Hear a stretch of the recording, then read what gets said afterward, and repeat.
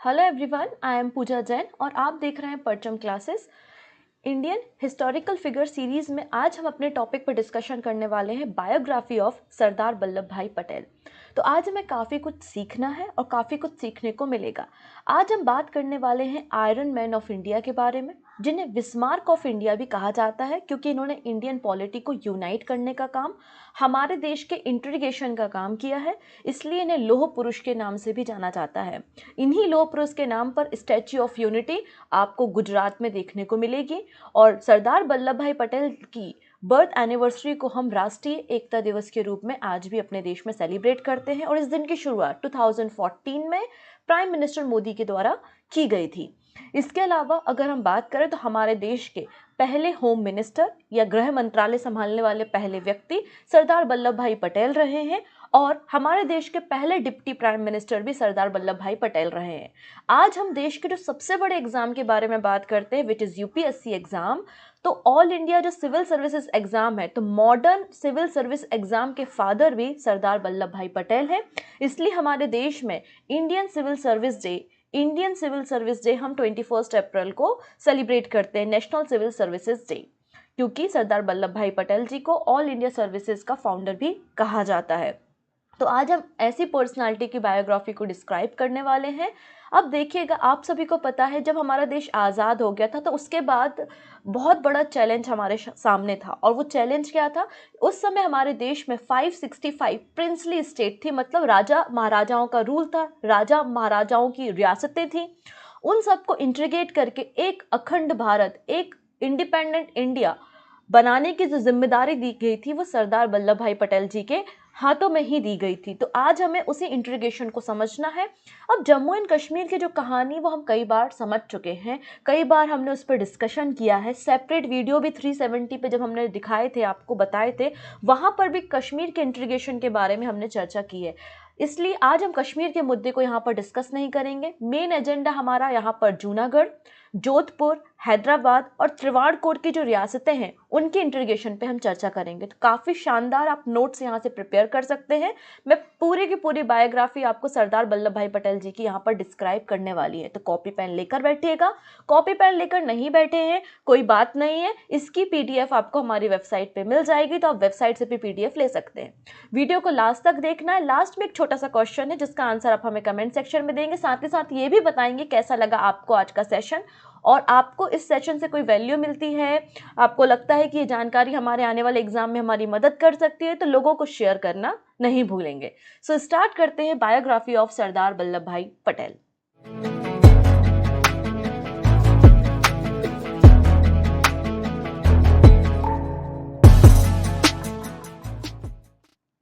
सरदार वल्लभ भाई पटेल जी का जन्म 31 अक्टूबर को 1875 में 1875 में नाडिया गुजरात में होता है। तो गुजरात में सरदार वल्लभ भाई पटेल जी का जन्म होता है, इसलिए 31 अक्टूबर को जो सरदार वल्लभ भाई पटेल जी की बर्थ एनिवर्सरी है, इसे हम नेशनल यूनिटी डे या राष्ट्रीय एकता दिवस के रूप में मनाते हैं। और हमारे देश में जो स्टैच्यू ऑफ यूनिटी आप देखते हैं, जो कि पूरे वर्ल्ड का टॉलेस्ट स्टैच्यू है, जिसकी हाइट 182 मीटर है, ठीक है, ये सरदार वल्लभ भाई पटेल जी की ही स्टैच्यू है। इन्हें आयरन मैन ऑफ इंडिया कहा जाता है और इस स्टैच्यू को बनाने के लिए देश भर से जो है आयरन कलेक्ट करने के बाद, मेटल को कलेक्ट करने के बाद सरदार वल्लभ भाई पटेल की स्टैच्यू का फॉर्मेशन हुआ है। इसलिए जनवरी 2020 में एससीओ संघाई कॉर्पोरेशन ऑर्गेनाइजेशन के द्वारा 8 वंडर में सरदार वल्लभ भाई पटेल जी की स्टैच्यू को शामिल भी किया गया है। आइए, सरदार वल्लभ भाई पटेल जी के फादर का नाम जावेर भाई होता है और इनकी माता का नाम जो है वो लाड़बाई होता है। जावेर भाई जी जो हैं वो सोल्जर होते हैं army of Rani Lakshmibai of Jhansi. इसके अलावा एक फॉर्मर फैमिली से भी बिलोंग करते हैं और इनकी जो फाइनेंशियल स्थिति होती है वो उस समय इतनी अच्छी नहीं होती। हर एक स्टूडेंट चाहता है कि वो जाए विदेश में स्टडी करे, फॉरेन स्टडी करे, तो पटेल जी भी चाहते थे कि वो अपनी फर्दर एजुकेशन के लिए वो लंदन जाए, ब्रिटेन में जाए और बैरिस्टर की उपाधि लें।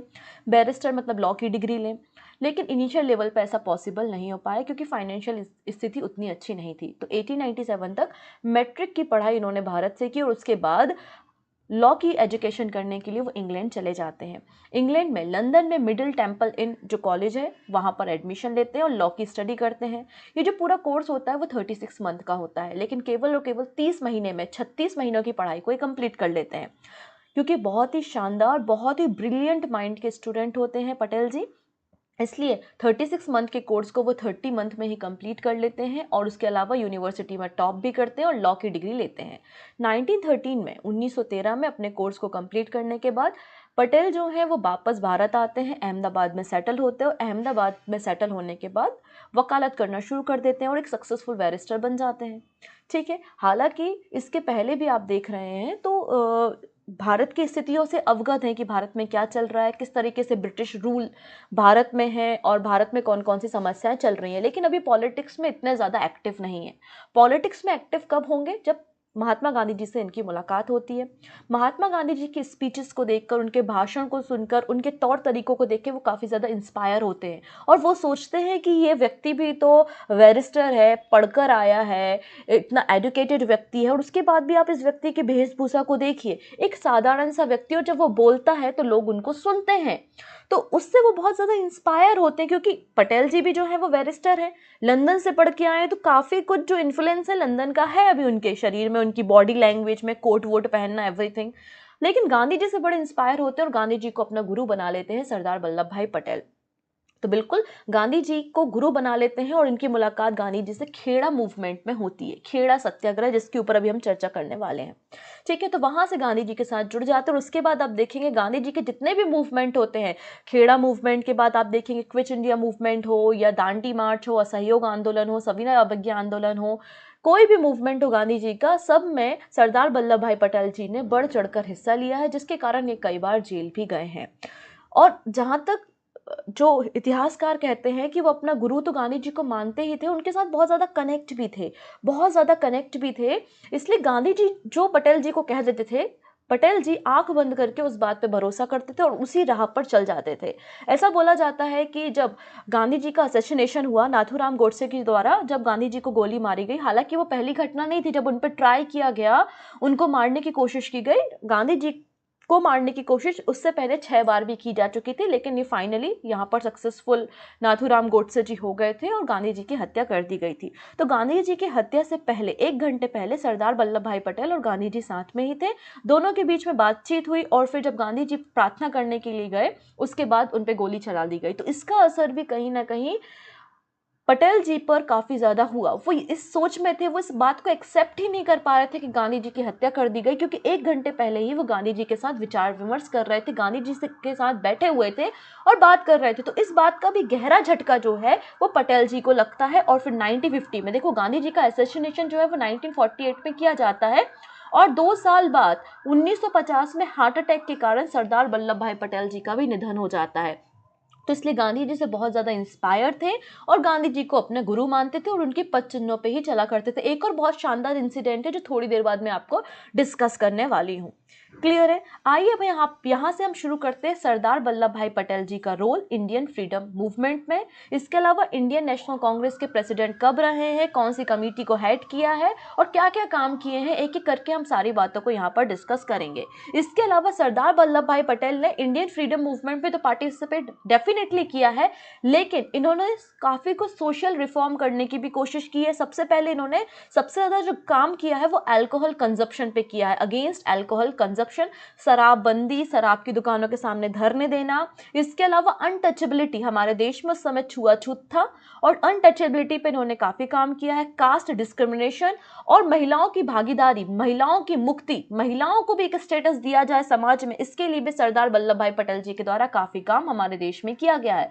इसलिए तो बारदोली की महिलाओं ने वल्लभ भाई पटेल को सरदार का टाइटल दिया है। तो याद रखेंगे, सरदार का टाइटल इन्हें फीमेल्स, महिलाओं ने दिया था, वो भी कहां की महिलाओं ने? बारदोली की महिलाओं ने। ठीक है, अब देखते हैं आगे इंडियन फ्रीडम मूवमेंट में सरदार वल्लभ भाई पटेल का रोल क्या रहा है। तो यहाँ पर अगर मैं बात करती हूँ कि सरदार वल्लभ भाई पटेल सेक्रेटरी रहे थे Gujarat wing of Congress party. Congress party की जो गुजरात विंग है उसके सचिव के रूप में इन्होंने काम किया है। और जब खेड़ा मूवमेंट शुरू होता है, खेड़ा सत्याग्रह शुरू होता है, और उस समय गांधी जी कहाँ होते हैं? चंपारण में होते हैं, क्योंकि आपको पता है जब गांधी जी वापस आते हैं साउथ अफ्रीका से, तो पहले चंपारण का मूवमेंट है, फिर आपका अहमदाबाद मिल केस है, फिर खेड़ा मूवमेंट है, इस तरीके से अलग अलग मूवमेंट में पार्टिसिपेट करते हैं। तो चंपारण में उस समय महात्मा गांधी जी होते हैं, लेकिन खेड़ा में भी अपनी एक समस्या चल रही होती है। खेड़ा में क्या है, उस समय प्लेग भी फैला हुआ होता है। खेड़ा में जो है वो जो किसान होते हैं उनकी फसल बर्बाद हो जाती है, और किसान की फसल बर्बाद हो जाने के बाद भी जो सरकार, ब्रिटिश सरकार होती है, उन पर हाई टैक्स वसूलने का काम करती है, हाई टैक्स वसूलने का काम करते हैं। इसलिए इस खेड़ा मूवमेंट को इनिशियल लेवल पे इनिशिएट कौन करते हैं, सरदार वल्लभ भाई पटेल करते हैं, और बाद में आके गांधी जी इस मूवमेंट के साथ जुड़ जाते हैं। तो खेड़ा कैंपेन 1918 में सरदार वल्लभ भाई पटेल एक वॉलेंट्री आर्मी बनाते हैं, और वो आर्मी क्या करती है, लोगों तक जाती है, गांव गांव तक जाती है, लोगों से कहती है कि आप सरकार को टैक्स मत दो, refuse to pay taxes, refuse to pay taxes until the government met their demands. आप बिल्कुल सरकार को टैक्स मत दो जब तक सरकार हमारी डिमांड्स को फुलफिल नहीं कर लेती है। इस बात का कैंपेन रन किया जाता है, खेड़ा कैंपेन, जो कि सरदार वल्लभ भाई पटेल और उनके द्वारा बनाई गई, जो कि गुजरात में एक वॉलेंट्री आर्मी आप बोल सकते हैं, लोगों के द्वारा ही तैयार की गई थी, इस बात की अवेयरनेस फैलाना शुरू करती है। ठीक है, इससे सरकार काफ़ी इससे मतलब परेशान होती है, और फार्मर्स को काफ़ी सिंपैथी भी मिलती है। जिसके बाद गवर्नमेंट तैयार हो जाती है पटेल जी से टॉक करने के लिए, बातचीत करने के लिए, और बातचीत करने के बाद पूरे साल का जो टैक्स है वो माफ़ कर दिया जाता है किसानों का, क्योंकि किसानों की फसल यहाँ पर ख़राब हो जाती है। तो इस तरीके से खेड़ा कैंपेन के बाद सरदार वल्लभ भाई पटेल और महात्मा गांधी दोनों को बहुत सफलता यहाँ पर हासिल होती है। और इस सफलता के बाद आप देखेंगे गांधी जी असहयोग आंदोलन यहाँ पर आप शुरू करेंगे 1920 में। आपको पता है असहयोग आंदोलन की शुरुआत गांधी जी के द्वारा की जाती है। ठीक है, 1920 में he was elected the president of Gujarat Pradesh Congress committee. तो गुजरात प्रदेश कांग्रेस कमेटी के प्रेसिडेंट के रूप में 1920 के खेड़ा कैंपेन के बाद इन्हें अपॉइंट किया जाता है पटेल जी को, और 1945 तक इस कमेटी के वो हेड या प्रेसिडेंट के रूप में काम करते हैं। इसके अलावा आप सभी को पता है असहयोग आंदोलन की शुरुआत महात्मा गांधी जी ने डेफिनेटली की थी, लेकिन चोरी चोरा जब कांड हो जाता है तो उस चोरी चोरा कांड के बाद असहयोग आंदोलन को महात्मा गांधी जी वापस ले लेते हैं। और जब महात्मा गांधी जी चोरा चोरी कांड के बाद असहयोग आंदोलन को वापस लेते हैं, तो पूरे जो बड़े बड़े लीडर हैं वो गांधी जी के अगेंस्ट हो जाते हैं कि गांधी जी ने सही नहीं किया, सही अच्छा खासा तो चल रहा था आंदोलन, गांधी जी ने क्यों वापस ले लिया। और ये घटना आप सभी को पता है 1922 में होती है।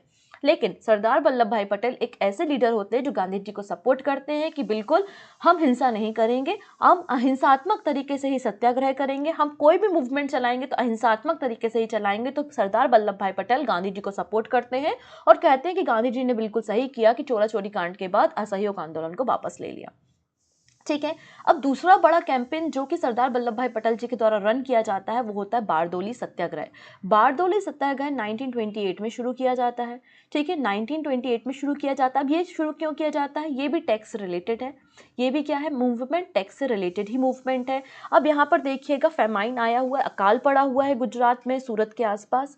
इसके अलावा काफ़ी कुछ एरियाज जो है उनमें फ्लड आया हुआ है। तो जब फ्लड आता है या फेमाइन आता है, मतलब अकाल पड़ जाए या बाढ़ आ जाए, तो किसानों की फसल तो खराब हो जाती है। और किसानों की जब फसल खराब हो जाए और उस पर अगर ब्रिटिश गवर्नमेंट आपसे हाई टैक्स की डिमांड करे, तो जो किसान है वो कहाँ से पैसे देंगे, वो तो भूखे बेचारे मर जाएंगे। तो उस समय सरकार के द्वारा यहाँ पर किसानों के द्वारा 22% टैक्स की डिमांड की जाती है, जिससे काफ़ी किसान नाराज़ हो जाते हैं और प्रोटेस्ट पे उतर के जाते हैं। और इन सबको लीड करने का काम कौन करता है, सरदार वल्लभ भाई पटेल करते हैं। इसे ही हम बारडोली सत्याग्रह के नाम से जानते हैं। ठीक है, यहाँ पर भी सरदार पटेल जी कहते हैं कि हम शांतिपूर्ण तरीके से प्रोटेस्ट करेंगे और हम इस बात का इंश्योर करेंगे कि कोई भी किसान टैक्स पे ना करे गवर्नमेंट को। और सभी किसान तैयार हो जाते हैं और कोई भी किसान जो है वो टैक्स पे नहीं करता है। जिसके बाद ब्रिटिश गवर्नमेंट के द्वारा एक मैक्सवेल ब्रूमफील्ड कमीशन का फॉर्मेशन होता है। किस कमीशन का फॉर्मेशन हो रहा है, मैक्सवेल ब्रूमफील्ड कमीशन का फॉर्मेशन होता है। और ये कमीशन बाद में डिसाइड करती है कि 22% आपसे टैक्स नहीं लिया जाएगा, इसको रिड्यूस करके 6.03% टैक्स में कन्वर्ट कर देती है। ठीक है, और जिन किसानों की फसल खराब हुई होती है उनके टैक्स को माफ करने का भी प्रोविजन यहाँ पर होता है। लेकिन जो बंधुआ मजदूरी है उसके लिए अभी तक कोई कानून नहीं आया है। तो अगेन यहाँ पे जो बंधुआ मजदूर है वो अगेन कंटिन्यू है। अब बारडोली सत्याग्रह को प्रॉपरली लीड करने के कारण और इसके सक्सेसफुल कैंपेन के कारण सरदार वल्लभ भाई पटेल जी को जो बारडोली की महिलाएं होती हैं वो सरदार का टाइटल देती हैं, और ये टाइटल इनको 1928 में दिया जाता है। इस टाइटल को अचीव करने के बाद इनकी ख्याति, इनका जो वर्चस्व है वो पूरे भारत में फैल जाता है। और इस अचीवमेंट के बाद पंडित जवाहरलाल नेहरू जी और महात्मा गांधी जी यहाँ पे डिसाइड करते हैं कि आने वाले जो इंडियन नेशनल कांग्रेस का सेशन होगा उसके प्रेसिडेंट जो है वो सरदार वल्लभ भाई पटेल को बनाएंगे, क्योंकि इन्होंने बहुत ही शानदार तरीके से बारदोली सत्याग्रह को कंडक्ट किया है और पूरे देश के लोग इनके साथ जुड़ चुके हैं, महिलाएं इनके साथ जुड़ चुकी हैं, किसान इनके साथ जुड़ चुके हैं। और आप याद रखिएगा, इंडियन नेशनल कांग्रेस का जो अध्यक्ष बनाया जाता है एक ऐसे पर्सन को बनाया जा सकता है जो कि बोलने में अच्छा हो, जिसके साथ लोग कनेक्ट कर पाए। इसलिए यहाँ पे नेहरू जी और महात्मा गांधी जी के द्वारा डिसाइड किया गया कि आने वाले कांग्रेस के सेशन में जो अध्यक्ष बनाया जाएगा इंडियन नेशनल कांग्रेस का, वो सरदार वल्लभ भाई पटेल को बनाया जाएगा। ठीक है। और फिर 1930 में आपको पता है दांडी मार्च की शुरुआत हो जाती है, और दांडी मार्च में भी महात्मा गांधी जी के साथ सरदार पटेल सहयोग करते हैं, जिसके कारण 1930 में इन्हें अरेस्ट कर लिया जाता है, सरदार पटेल जी को अरेस्ट कर लिया जाता है। ये बात आप सभी को पता है। लेकिन उसी बीच में आपने देखा होगा कि राउंड टेबल कॉन्फ्रेंस लंदन में शुरू हो जाती है। ये घटना आपको पता है कि राउंड टेबल कॉन्फ्रेंस की शुरुआत लंदन में हो जाती है, और लंदन में जब राउंड टेबल कॉन्फ्रेंस की शुरुआत होती है तो कांग्रेस की तरफ से कोई भी बड़ा लीडर पहली कांग्रेस में पार्टिसिपेट नहीं करता। जब पहली मीटिंग में कोई भी कांग्रेस का व्यक्ति पार्टिसिपेट नहीं कर रहा है तो पहली मीटिंग या राउंड टेबल कॉन्फ्रेंस सक्सेसफुल नहीं रहती। जिसके बाद यहाँ पे गांधी इरविन पैक्ट होता है, और गांधी इरविन पैक्ट के बाद सरदार वल्लभ भाई पटेल जी को उसी समय जो है वो जेल से रिहा कर दिया जाता है। और जेल से रिहा करने के बाद 1931 में आपको पता है गांधी इरविन पैक्ट हो रहा है, और 1931 में ही कराची की कॉन्फ्रेंस हो रही है। तो गांधी इरविन पैक्ट के समय जो है वो सरदार वल्लभ भाई पटेल को जेल से रिहा कर दिया जाता है, और इंडियन नेशनल कांग्रेस के जो प्रेसिडेंट कराची सेशन के लिए बनते हैं 1931 में, वो सरदार वल्लभ भाई पटेल बनते हैं। तो ये बहुत इंपॉर्टेंट कॉन्फ्रेंस है। क्यों है, अभी हम इसका महत्व आपको समझाते हैं।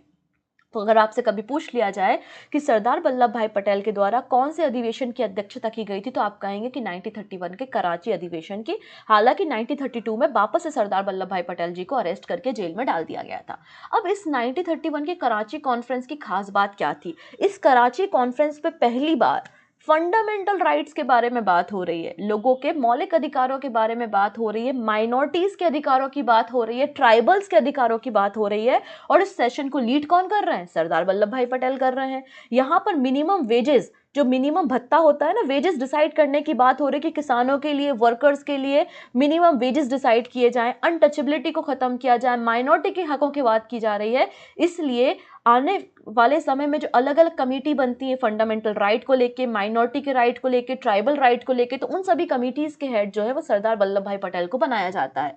रीजन कि 1931 में जो कराची सेशन हुआ था, जो पहली बार इन सारे राइट्स की बात हो रही थी, तो उस कॉन्फ्रेंस को लीड कौन कर रहे थे? प्रेसिडेंट कौन थे? सरदार वल्लभ भाई पटेल थे। तो आप देख सकते हैं कि बहुत सारी कमिटीज को जो है वो सरदार वल्लभ भाई पटेल के द्वारा हेड किया गया है, जिनमें से आप देख सकते हैं advisory committee on fundamental right. Reason आपको 1931 के सेशन से पता चल चुका होगा।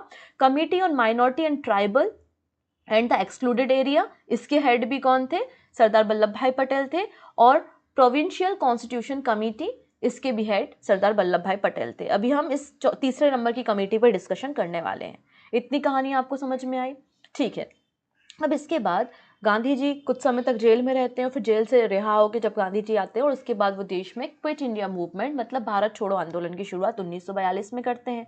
और बड़े बड़े लीडर जो है वो गांधी जी का साथ देते हैं, उनमें सरदार वल्लभ भाई पटेल भी होते हैं। और आपको पता है कि ऑपरेशन जीरो आवर जब शुरू होता है तो बड़े बड़े सारे लीडर को अरेस्ट कर लिया जाता है। तो क्विट इंडिया मूवमेंट के समय भी सरदार वल्लभ भाई पटेल जी को, जो कि कांग्रेस वर्किंग कमेटी के मेंबर की तरह काम कर रहे थे, इन्हें भी पकड़ लिया जाता है, और 1942 से 1945 तक अहमदनगर की जेल में रखा जाता है। तो सरदार वल्लभ भाई पटेल जी को कहाँ पे रखा गया है? अहमदनगर की जेल पे रखा गया है। 1945 तक ये जेल में रहते हैं। और 1945 के बाद आपको हमारे देश की कंडीशंस पता है, किस तरीके से आपका कैबिनेट प्लान आता है, माउंटबेटन प्लान आता है, 3 जून का प्लान आता है, और फिर हमारे देश को आज़ादी मिलती है। और आज़ादी का मूल क्या होता है? हमारे देश का पार्टीशन। हालांकि सरदार वल्लभ भाई पटेल जी काफ़ी अपोज करते हैं, पार्टीशन के काफ़ी खिलाफ होते हैं। वो नहीं चाहते कि हमारे देश का, हमारे अखंड भारत का पार्टीशन हो। ठीक है। लेकिन उस समय जो मुस्लिम लीग है और कांग्रेस है, तो मुस्लिम लीग और कांग्रेस इस मैटर पे सहमत हो ही नहीं पा रही है, और दोनों की असहमति के कारण, मतलब चाहे वो कांग्रेस हो या मुस्लिम लीग हो, दोनों पार्टी की असहमति के कारण हमारे देश का विभाजन हो जाता है। और जब हमारे देश में विभाजन होता है तो उस समय का दौर जो होता है वो काफ़ी खराब होता है, क्योंकि काफ़ी बड़े तौर पर हिंसा की जाती है। मुस्लिम हिंदू को मारते हैं, हिंदू मुस्लिम्स को मारते हैं, और काफ़ी बड़े पैमाने पर माइग्रेशन होता है। जो हमारे देश के मुस्लिम है, मतलब भारत में रहने वाले जो मुस्लिम है, वो पाकिस्तान पाकिस्तान में माइग्रेट होना शुरू होते हैं और पाकिस्तान में रहने वाले जो हिंदू है वो भारत की तरफ माइग्रेट होना शुरू होते हैं। तो रिफ्यूजीज की संख्या भी बहुत ज़्यादा उस समय बढ़ जाती है और जो वायलेशन हो रहा है वो तो हो ही रहा है, ठीक है ना। तो ये सारी चीज़ें हो रही हैं और सरदार पटेल जी जानते थे, क्योंकि वो महात्मा गांधी जी के फेवर में थे हमेशा से, और महात्मा गांधी जी भी देश का पार्टीशन नहीं चाहते थे, इसलिए सरदार पटेल जी भी देश का पार्टीशन नहीं चाहते थे। लेकिन उस पार्टीशन को कोई रोक नहीं पाया, उस समय के जो भी हालात रहे थे, और देश का पार्टीशन हो गया। लेकिन अब पार्टीशन होने के बाद पार्टीशन जो काउंसिल बनी थी कि किस तरीके से जो असेट्स को दोनों देशों के बीच में विभाजित किया जाए, तो उस पार्टीशन काउंसिल के मेंबर सरदार वल्लभ भाई पटेल जी थे। इसके अलावा इन्होंने कई सारे रिफ्यूजीज कैंप को रन किया था, ह्यूमैनिटेरियन असिस्टेंट प्रोवाइड करने की कोशिश की थी कि काफ़ी सारे लोग पंजाब से, दिल्ली से जो है वो रिफ्यूजी या माइग्रेट होकर आए हुए थे। तो उस समय के हालातों को कंट्रोल करने के लिए सरदार वल्लभ भाई पटेल जी के द्वारा काफ़ी सारे रिफ्यूजीज कैंप को भी हमारे देश के अंतर्गत रन कराया गया था। इतनी चीज़ें हमको क्लियर होती हैं। चलिए अब थोड़ी सी और एक इंटरेस्टिंग कहानी मैं आपको बताती हूँ। 1946 की बात करें, 1946 में कैबिनेट मिशन भारत आता है और उसके बाद हमारे देश में एक इंतरिम गवर्नमेंट बनाने की बात होती है ना, इंतरिम गवर्नमेंट के सेटअप करने की बात होती है। अब ये बात सब लोग समझ चुके थे कि अब जो इंडियन नेशनल कांग्रेस का प्रेसिडेंट होगा वही हमारे स्वतंत्र भारत का प्राइम मिनिस्टर भी होगा। ये बात आप सबको तय हो चुकी थी, क्योंकि आज़ादी दूर नहीं थी, अगले ही साल हमको आज़ादी भी मिलने वाली थी और एक इंतरिम गवर्नमेंट यहाँ पर फॉर्म की जा रही थी। तो लगभग 15 मेंबर की एक कमेटी थी कांग्रेस के अंदर, ठीक है ना। तो उन 15 मेंबर की कांग्रेस कमेटी ने वोटिंग की और उन 1946 की बात कर रही हूँ मैं, 1946, देश अभी आज़ाद नहीं हुआ है, ठीक है ना। तो उस समय कांग्रेस के प्रेसिडेंट के लिए 15 लोगों की एक कमेटी के द्वारा कांग्रेस के अंदर वोटिंग की गई। तो उस वोटिंग में 12 जो वोट थे वो सरदार पटेल को दिए गए और 3 जो वोट थे वो एब्सटेंट थे, मतलब उन्होंने ना ही सरदार पटेल को वोट किया ना ही नेहरू जी को वोट किया, और नेहरू जी को यहाँ पर एक भी वोट नहीं मिला। इसका ये मतलब बिल्कुल क्लियर हो गया था कि अब जो प्राइम मिनिस्टर बनेंगे वो सरदार पटेल ही बनेंगे, ना कि नेहरू जी बनेंगे, ठीक है।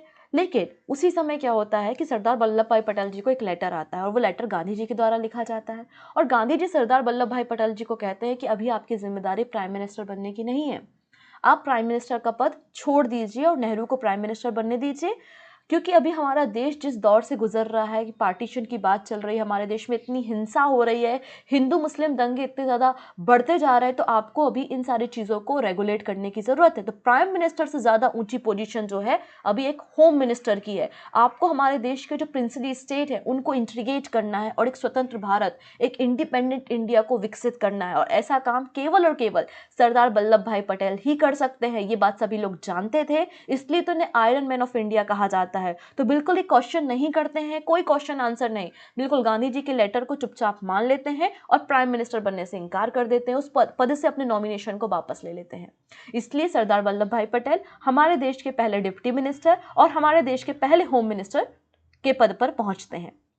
तो ये कहानी भी आपको समझ में आई होगी। इसके अलावा देखिएगा, कोई भी देश रन करने के लिए 3 चीज़ें बहुत ज़रूरी होती हैं। पहला होता है डिफेंस, ठीक है ना। दूसरा होता है आपका कम्युनिकेशन, क्योंकि अगर आपको किसी देश को डेवलप करना है तो उसकी बैकबोन कम्युनिकेशन होती है, रेलवे, रोड ट्रांसपोर्ट, किसी भी प्रकार का कम्युनिकेशन हो, चाहे आज हम इंटरनेट की बात करें, टेलीग्राम, टेलीफोन, कोई भी कम्युनिकेशन हो। कम्युनिकेशन, डिफेंस और फॉरेन पॉलिसीज़, ये तीनों बहुत इंपॉर्टेंट होती हैं और ये बात पटेल जी बहुत अच्छे से जानते थे।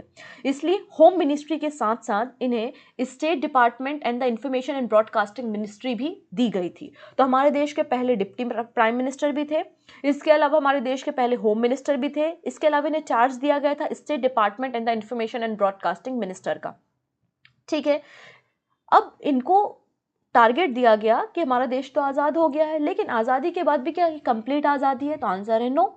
मतलब ये तो वही बात हो गई, अगर आप हमारे देश में नेशनल हाईवे जो हमारा 44 है, ठीक है, अगर उसमें आप यात्रा करना चाहते हैं या आप जम्मू कश्मीर से लेकर श्रीनगर कन्याकुमारी तक विजिट करना चाहते हैं तो आपको कई बार वीज़ा लेने की ज़रूरत पड़े तो कैसा लगेगा? बहुत बुरा लगेगा ना। हमारे देश में हमें वीज़ा की ज़रूरत बार बार पड़ रही है। तो यहाँ पर वही दौर था, प्रिंसली स्टेट थी, सबके अपने इंडिपेंडेंट किंगडम थे, इंडिपेंडेंट राजा थे, अपनी पॉलिसीज़ थी। अब इन सारे प्रिंसली स्टेट को मर्ज करके एक स्वतंत्र भारत हमको बनाना था और ये काम दिया गया था सरदार वल्लभ भाई पटेल को। उस समय हमारे देश में 565 प्रिंसली स्टेट काम कर रही थी। इसलिए देखिएगा, जब यहाँ पे सरदार वल्लभ भाई पटेल जी का निधन हो जाता है 1950 में, तो नेहरू जी इन्हें ट्रिब्यूट करते हैं, इन्हें सम्मान देते हैं और कहते हैं, Nehru called Sardar the builder and the consolidator of new India. तो बिल्डर ऑफ न्यू इंडिया अगर आप किसी को कहना चाहते हैं तो सरदार वल्लभ भाई पटेल को कहेंगे। आइए अब किस तरीके से इन्होंने इंटीग्रेशन का काम किया वो हम यहाँ पर समझने की कोशिश करते हैं। ये उस समय का भारत था और आप देख सकते हैं ये सारी जो आपको पिंक कलर की दिखाई दे रही है प्रिंसली स्टेट है, जिनमें कुछ खास स्टेट आपको देखने को मिलेंगे विच इज़ मणिपुर। मणिपुर के अलावा जम्मू एंड कश्मीर, जम्मू कश्मीर के अलावा आप यहाँ पर देखेंगे जूनागढ़ था, जूनागढ़ के अलावा जोधपुर है, जोधपुर के अलावा मैसूर, मैसूर के बाद सबसे बड़ी प्रिंसली स्टेट आप देखेंगे, सबसे पावरफुल, सबसे ज़्यादा पैसों वाली, सबसे अमीर हैदराबाद और ये त्रावणकोर।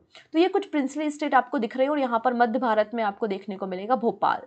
ठीक है ना। तो ये कुछ बड़ी बड़ी आपको स्टेट्स के बारे में बताया है। तो इन सबको इंटीग्रेट करके भारत बनाना है और ये काम किसको दिया गया है, हमारे देश के पहले होम मिनिस्टर और deputy prime minister Sardar Vallabh भाई पटेल जी को। तो सबसे पहले अब इन प्रिंसली स्टेट को आप कैसे मनाएंगे, कैसे इनसे बात करेंगे, तो इसके लिए क्या किया गया, वीपी मेनन जो थे वो सरदार वल्लभ भाई पटेल जी के सेक्रेटरी थे। तो वीपी मेनन और पटेल जी के द्वारा एक ड्राफ्ट तैयार किया गया which is instrument of accession. ठीक है, इंस्ट्रूमेंट ऑफ एक्सेशन को यहाँ पर तैयार किया गया है। ये ड्राफ्ट आप इस तरीके से देख सकते हैं और सभी प्रिंसली स्टेट पर जो साइन करवाए गए हैं इन्हीं के करवाए गए। देखिए राजा हरि सिंह के साइन यहाँ पर देखने को मिल रहे हैं। ठीक है ना। तो इसी इंस्ट्रूमेंट ऑफ एक्सेशन पे जो है वो सभी प्रिंसली स्टेट के साइन करा के इन्हें भारत का हिस्सा बनाया गया है। यहाँ पर सरदार वल्लभ भाई पटेल ने 3 बातों पर काम किया। सबसे पहले बात की इन्होंने डिफेंस पे। इन्होंने प्रिंसली स्टेट को समझाया अगर कभी भी कोई दूसरा देश आप पर हमला करता है या कभी भी आपको आर्मी की ज़रूरत पड़ती है तो इंडियन आर्मी आपकी मदद करेगी। आपको अपने देश में आर्मी रखने के लिए, उसका खर्चा करने के लिए कोई ज़रूरत नहीं है। आप जैसे शासन कर रहे हैं आप शासन कीजिए, लेकिन जो डिफेंस है वो भारत आपको प्रोवाइड करेगा। कभी भी आप पे कोई आपदा आती है तो भारत की आर्मी जो है वो आपकी मदद करेगी। तो डिफेंस हमारे हाथों में रहेगा। दूसरी बात यहाँ पे फॉरेन पॉलिसी की बात की गई। अगर आप दूसरे देशों के साथ रिलेशन बनाना चाहते हैं, इंटरनेशनल ट्रेड करना चाहते हैं, फॉरेन पॉलिसीज़ की डेवलप है तो भारत आपकी तरफ से बात करेगा। आपको अपने फॉरेन मिनिस्टर रखने की ज़रूरत नहीं है, फॉरेन पॉलिसी भारत के अंदर रहेंगी। और तीसरी बड़ी बात है कम्युनिकेशन। तीसरी बड़ी बात है कम्युनिकेशन। अगर आप अपने देश को, अपने स्टेट को, किंगडम को डेवलप करना चाहते हो तो कम्युनिकेशन बहुत ज़रूरी है। टेलीफोन हो गया, टेलीग्राम हो गया, आपको प्रॉपर रोड की ज़रूरत है जिसके ज़रिए आप ट्रेड कर सकें, व्यापार कर सकें। लोगों के आने जाने के लिए, ट्रेड के लिए आपको रोड की ज़रूरत है, ट्रेन्स की ज़रूरत है। तो कम्युनिकेशन, उसका मेंटेनेंस, इंजन बनाना, एवरीथिंग सब कुछ भारत करेगा। इसके लिए भी आपको एडिशनल खर्चा करने की ज़रूरत नहीं है। इसके अलावा ठीक है, डिफेंस, फॉरेन पॉलिसी, कम्युनिकेशन तो हमारे अंडर रहेंगी ही। इसके अलावा आप भारत में शामिल हो जाइए तो भारत आपको एज अ पेंशन, जो प्रीवी पर्स है ना, प्रीवी पर्स भी इंट्रोड्यूस सरदार वल्लभ भाई पटेल जी के द्वारा ही की गई थी। बाद में आज़ादी के काफ़ी समय बाद जो है प्रीवी पर्स को ख़त्म कर दिया गया, तो प्रीवी पर्स इंट्रोड्यूस कर दी गई। तो इन सारी बातों का जिक्र आपको इंस्ट्रूमेंट ऑफ एक्सेसेशन में मिलता है। तो काफ़ी सारे जो प्रिंसली स्टेट थे बिल्कुल एक एक करके तैयार होगा कि चलो ठीक है। और वैसे भी हालत इनकी तंगी थी क्योंकि ब्रिटिश गवर्नमेंट तो चली गई थी, लेकिन इनकी हालत तो तंगी थी ना। इनके पास प्रॉपर रिसोर्सेज थे, ना कम्युनिकेशन के साधन थे। अगर आपको अपनी आर्मी रखनी है तो खर्चा लगेगा और आपका जो ट्रेजरी डिपार्टमेंट है उसमें इतना पैसा भी नहीं है। तो एक विन विन कंडीशन यहाँ पर काफ़ी कुछ जो छोटे छोटे प्रिंसली स्टेट थे उनको ये विन विन कंडीशन लगी कि ठीक है, डिफेंस, फॉरेन पॉलिसी, कम्युनिकेशन हम आपको दे देते हैं, बदले में प्रीवी पर्स तो हमको मिलेगी ही और हम भारत का हिस्सा बन जाते हैं। तो काफ़ी सारी जो प्रिंसली स्टेट थी वो भारत में शामिल होने के लिए तैयार हो गई, लेकिन सभी ऐसी नहीं थी। कुछ प्रिंसली स्टेट थी जिन्होंने नाटक करना शुरू कर दिया कि नहीं भाई, हमें तो भारत में शामिल नहीं होना। क्योंकि आपने सुना होगा कि जो माउंटबेटन प्लान आया था, उस माउंटबेटन प्लान में साफ साफ तौर पे ये कहा गया था कि जो 565 प्रिंसली स्टेट है, देसी रियासतें हैं, वो चाहे तो भारत में मिल जाए, चाहे तो पाकिस्तान में मिल जाए और चाहे तो इंडिपेंडेंट रह लें। ठीक है ना। ये बात तो पहले ही प्लान में कही जा चुकी थी। ठीक है। तो अब यहाँ पे बहुत बड़ा टारगेट बन चुका था। तो त्रावणकोर, हैदराबाद, जूनागढ़, भोपाल, कश्मीर, जोधपुर, ये कुछ रियासतें थीं जो भारत में शामिल नहीं होना चाहती थी। कुछ चाहती थी कि हम पाकिस्तान में शामिल हो जाए और कुछ चाहती थी कि हम इंडिपेंडेंट ही खुश हैं, हम आज़ादी खुश हैं, ना हमें भारत में मिलना है ना हमें पाकिस्तान में मिलना है। ऑब्वियसली बात है, कोई राजा है, अपने तरीके से रूल करता है, जनता उसकी सुनती है, क्यों हम किसी और की सुने। सिंपल सी बात है। तो राजाओं ने मना कर दिया कि भाई हमें तो भारत में शामिल नहीं होना। लेकिन सरदार पटेल जी को पता था कि अगर हमने ऐसा नहीं किया तो बाद में बहुत बड़ी प्रॉब्लम क्रिएट हो सकती है। इसलिए साम दाम दंड भेद सारी नीतियों का पालन करते हुए सरदार पटेल जी ने ये जो प्रिंसली स्टेट थे जो भारत में मिलने से इनकार कर रहे थे, इनको भी भारत में फाइनली मिला ही लिया। अब कैसे कैसे पॉलिसी दी, किसी को लालच दिया हम तुम्हें पैसे देते हैं, किसी को कुछ, किसी को आर्मी भेज दी, किसी पे कब्जा कर लिया, कोई भी तरीका अपनाया हो, लेकिन इन सभी हिस्से को भारत का हिस्सा बना ही लिया। सबसे पहले हम बात करते हैं हमारे देश की सबसे अमीर रियासत हैदराबाद। तो हैदराबाद, क्योंकि आपको पता है हैदराबाद हैदराबाद से की खानों से ही तो बड़े बड़े आपके कोहिनूर जैसे हीरे निकले हैं। और हैदराबाद के जो निज़ाम थे ना, वो जो आपका पेपर वेट होता है ना, वो हीरे का उपयोग किया करते थे। भाई हीरा रख रहे हैं हम पेपर को उड़ने से बचाने के लिए। तो बहुत अमीर रियासतें हुआ करती थी, ठीक है ना। तो हैदराबाद के निज़ाम, आज़ादी के समय जो हैदराबाद के निज़ाम थे वो थे उस्मान अली खान असफ।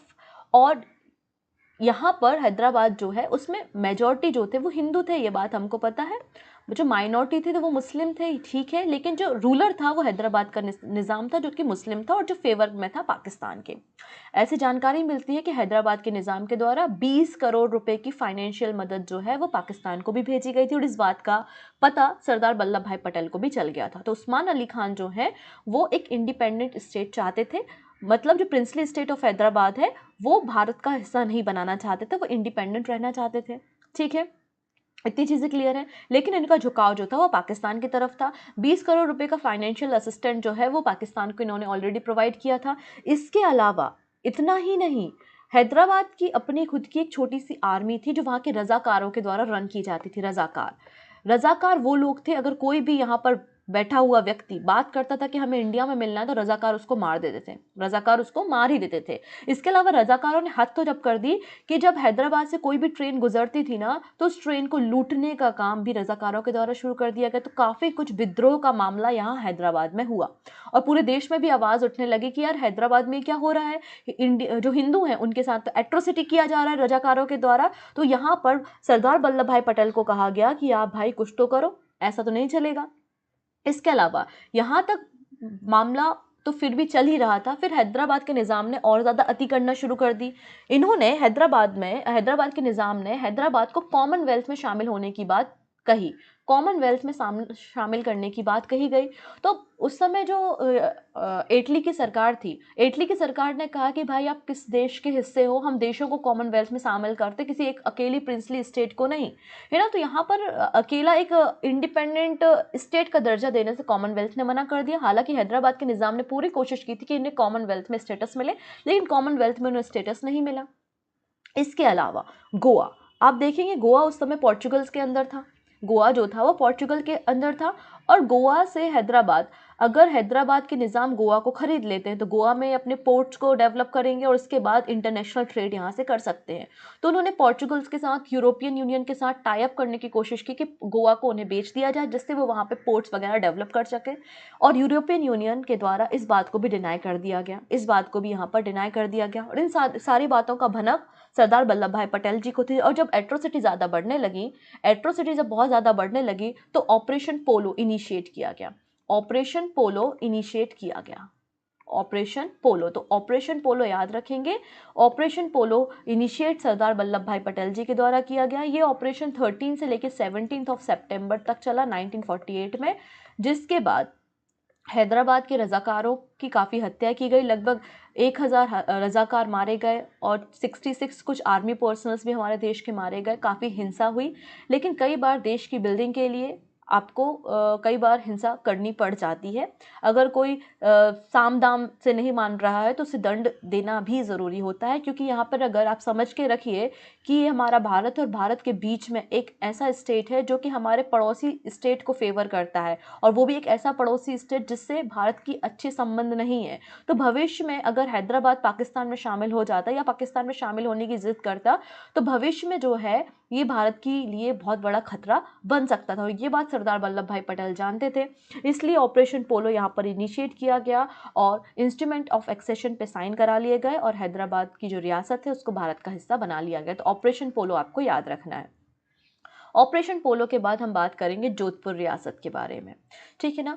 जोधपुर एक राजपूत प्रिंसली स्टेट है और इनका झुकाव जो है वो पाकिस्तान की तरफ है। जोधपुर के जो प्रिंस हैं वो हैं हनवंत सिंह, और हनवंत सिंह जी का झुकाव जो है वो पाकिस्तान की तरफ थोड़ा ज़्यादा है, जबकि यहाँ की पॉपुलेशन और राजा दोनों हिंदू पॉपुलेशन है और राजा भी हिंदू है, लेकिन इनका झुकाव पाकिस्तान की तरफ आप देखेंगे। इसके अलावा मोहम्मद अली जिन्ना जी, उस समय पाकिस्तान के लीडर कौन थे, फाउंडर कौन है, मोहम्मद अली जिन्ना जी। मोहम्मद अली जिन्ना जी ने एक ब्लैंक पेपर हनवंत सिंह को दिया और कहा आपकी जो भी डिमांड है आप इसमें लिख दीजिए, हम आपकी डिमांड्स को फुलफिल कर देंगे और आप हमारे साथ जुड़ जाइए, जोधपुर रियासत को पाकिस्तान में मिला लीजिए। ये बात यहाँ पर देखने को मिलती है। Blank sheet of paper Mohammad Ali Jinnah के द्वारा दिया गया था और कहा गया था कि हम आपको कराची पोर्ट अवेलेबल कराते हैं, free access of the Karachi port, जहाँ से आप आर्म मैन्युफैक्चर कर सकते हैं, आपको यहाँ से एग्रीरियन सपोर्ट, ग्रेन वगैरह, फूड ग्रेन का सपोर्ट, आप इंटरनेशनल ट्रेड, सारा कुछ चीज़ें आप कराची पोर्ट का यूज़ करते हुए कर सकते हो और हम आपको फ्री एक्सेस देंगे। इस बात की जानकारी वल्लभ भाई पटेल जी को गई और वल्लभ भाई पटेल जी हनवंत सिंह के पास गए और हनवंत सिंह जी से कहा जो भी बातें जिन्ना को आपने लेटर में लिख के दी हैं हम वो सारी बातें मानते हैं। कराची पोर्ट की जगह हम आपको जो कठियावाड़ का पोर्ट है, जो कच्छ का पोर्ट है, वो आपको देते हैं। कच्छ के पोर्ट के साथ हम आपको रेल कनेक्टिविटी देते हैं, आपको फूड ग्रेन की सप्लाई देते हैं। अगर आपके राज्य में सूखा पड़ता है तो फूड ग्रेन की सप्लाई भारत आपसे करेगा, ठीक है ना। आम मैन्युफैक्चर करने की आपको हम फैसिलिटी देते हैं, ठीक है। तो जो भी बातें जिन्ना ने कही हैं वो भी हम आपको मानने के लिए तैयार हैं और आप भारत में मिल जाइए, आप भारत में मिल जाइए। तो उसके बाद यहाँ पर जो हनवंत सिंह जी थे वो भारत में मिलने के लिए तैयार हो गए। तो 11 अगस्त 1947 में Maharaja Hanwant Singh, king of Jodhpur, sign the instrument of accession and state of Jodhpur was integrated into the Indian dominion. Simple था, जोधपुर को मिलना, थोड़ा सा लालच की जरूरत थी और वल्लभ भाई पटेल जी समझ चुके थे, लालच दे दिया, मैटर सुलट गया। अब बात करते हैं जूनागढ़ की रियासत के बारे में। देखिएगा, अगर जोधपुर गलती से भी पाकिस्तान मिला रहे थे तो उसके बाद जो बीकानेर जैसी रियासत है वो भी पाकिस्तान में जाने की प्रोबेबिलिटी बहुत ज़्यादा थी।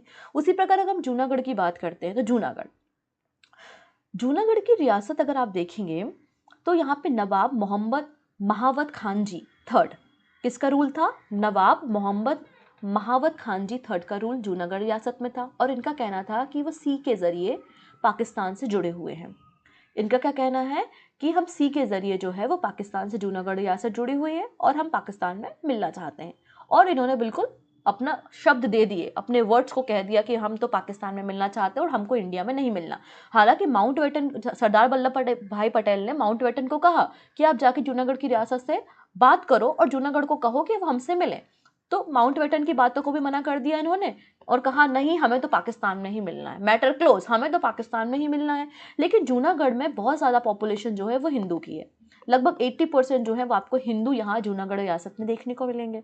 तो काफ़ी कुछ जो यहाँ पे जूनागढ़ के अंदर छोटे छोटे जो आप कह सकते हैं कि इनके स्टेट्स थे वो यहाँ पर विद्रोह पे आ गए, प्रोटेस्ट करने लगे, जिनमें दो स्टेट आप देखेंगे, एक स्टेट का नाम है मानग्रोल और दूसरे स्टेट का नाम है भवरियाबाद। इन दोनों स्टेट ने कहा कि नहीं, हमें पाकिस्तान में नहीं मिलना, जूनागढ़ रियासत को मिलना है, मिलो, हम तो भारत में मिलना चाहते हैं।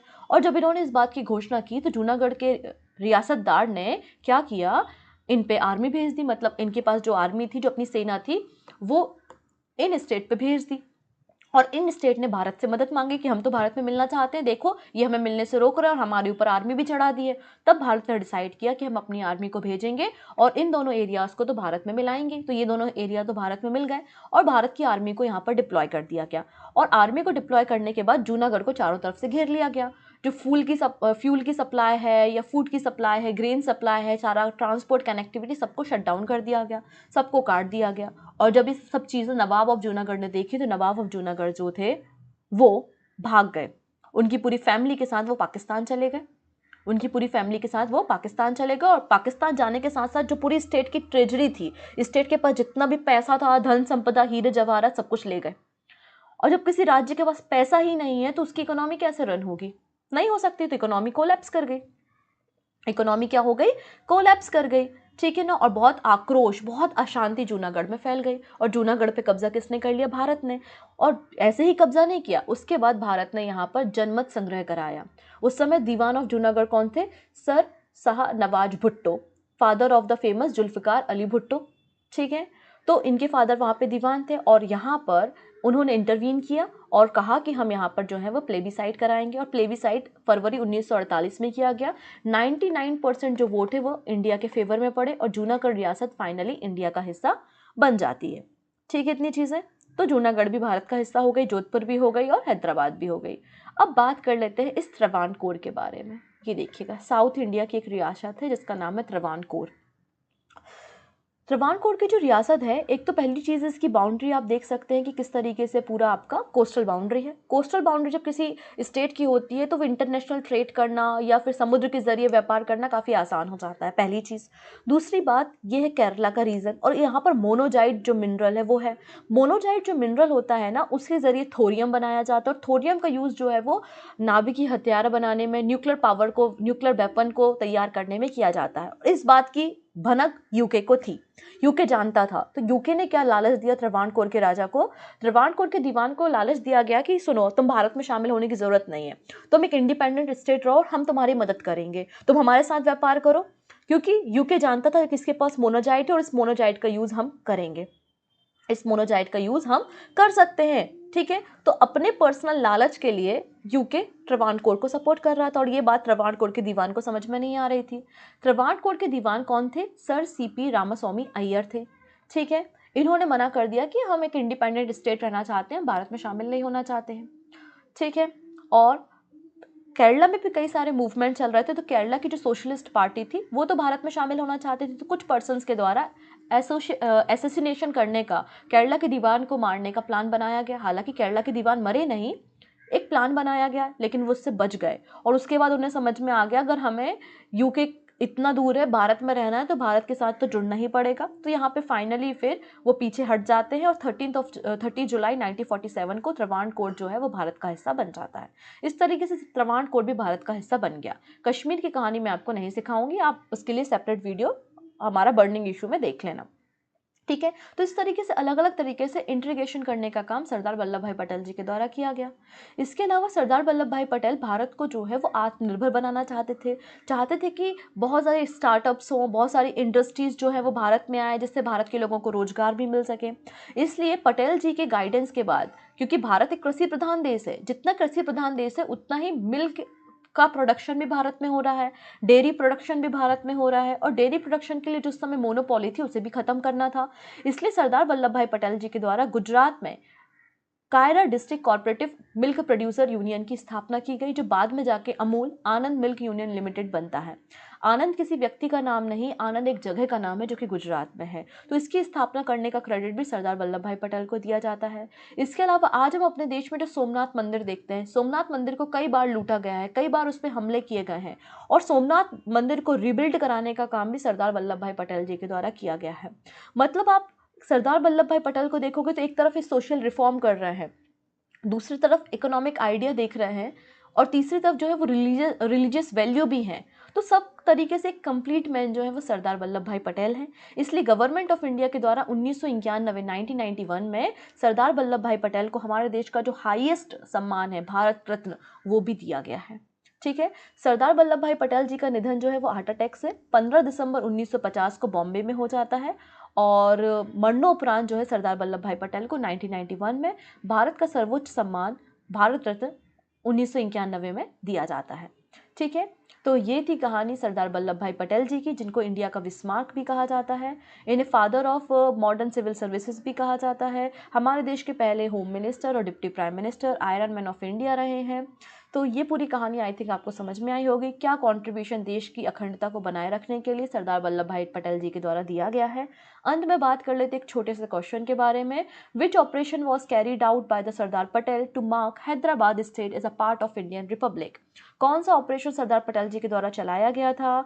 तो ये 4 ऑपरेशंस आपको दिख रहे हैं। जो भी सही आंसर होगा वो आप हमें कमेंट करके बताइएगा। साथ ही साथ ये बताइएगा कि जो सरदार पटेल जी के द्वारा प्रीवी पर्स को इंट्रोड्यूस किया गया था, वो किस कॉन्स्टिट्यूशनल अमेंडमेंट के जरिए प्रीवी पर्स को खत्म कर दिया गया। प्रीवी पर्स का जो कॉन्सेप्ट है वो किस कॉन्स्टिट्यूशनल अमेंडमेंट, किस संविधान संशोधन के जरिए खत्म किया। तो इन दोनों प्रश्नों का आंसर आप मुझे कमेंट में करो, और जो सही आंसर होगा वो भी मैं आपको वहीं पे रिप्लाई कर दूंगी।